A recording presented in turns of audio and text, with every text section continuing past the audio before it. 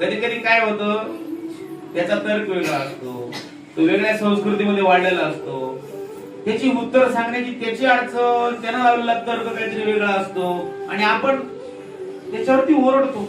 त्यामुळे आपण समोर त्याला संपूर्णपणे पूर्णपणे जाणून घेतलं.